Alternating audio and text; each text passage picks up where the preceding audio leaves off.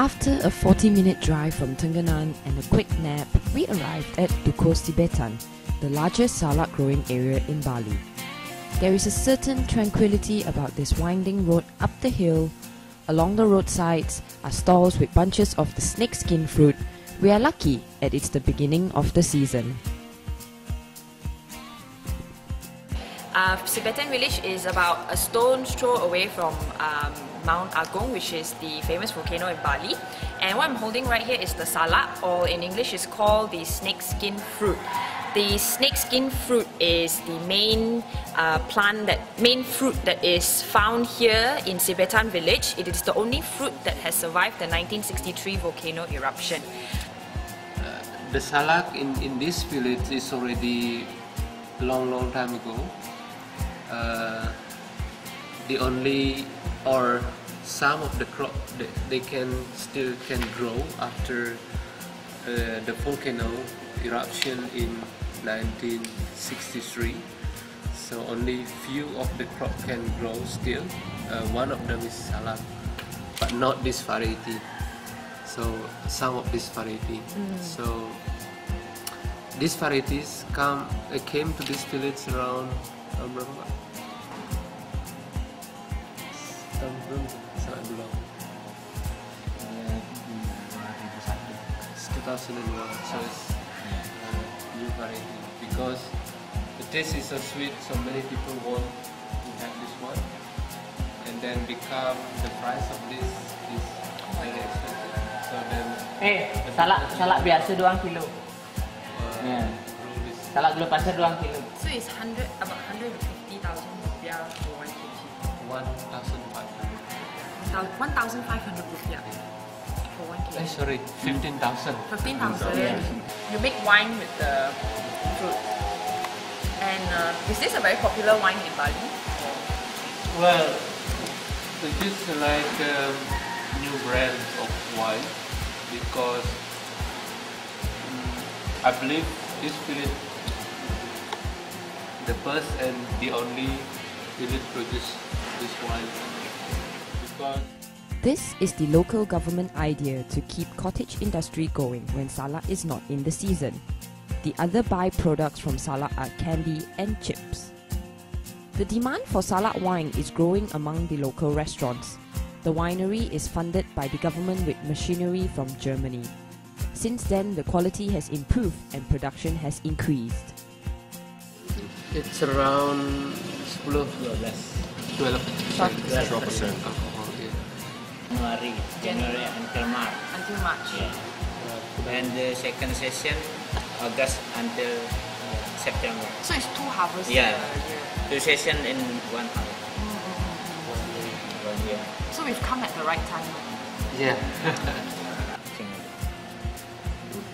See, if you are familiar with this Malaysian delicacy called dodol, it's something like that. It's soft in texture and it's made out of the fruit instead of dodol, which is made out of durian and coconut. So It was a cool day and a slow walk to the plantation is pleasant.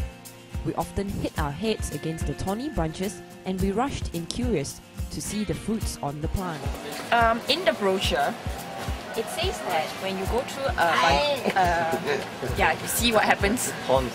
When you go through the salak plantation, you have to be very careful because you have to be very careful and quiet because they say the tree will attack you or the fruit will attack you. But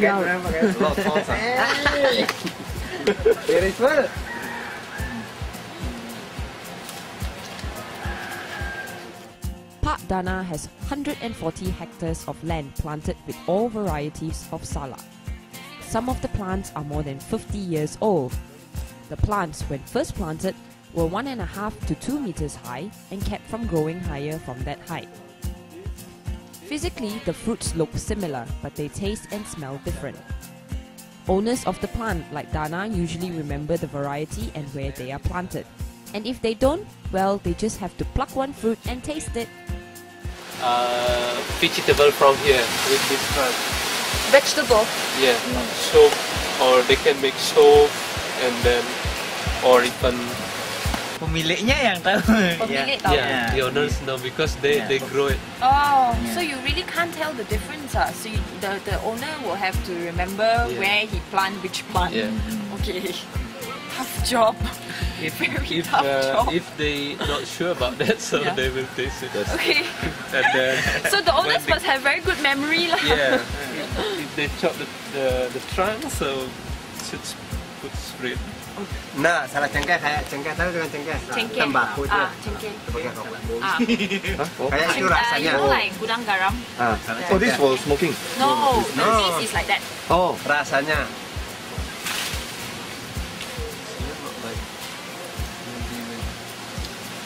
Coklat tadi.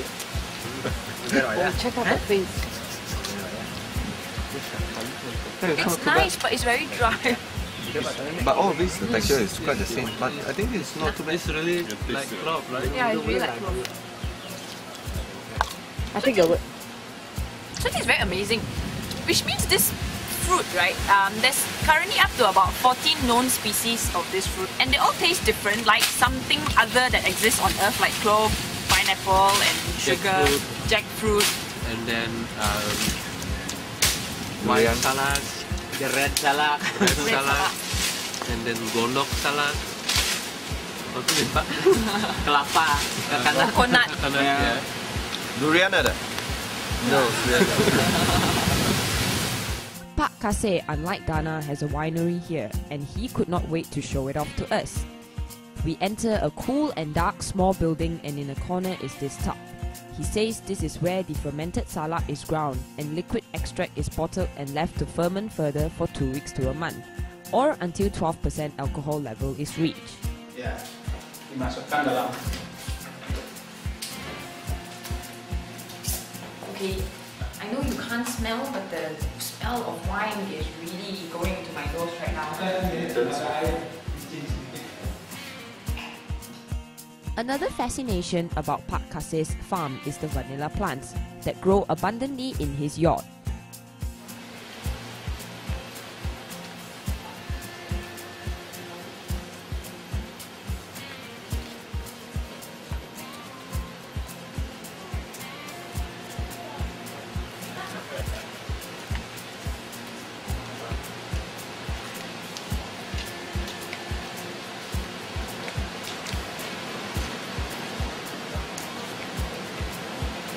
With 2 boxes of the salak fruit and bottles of wines, we headed downhill.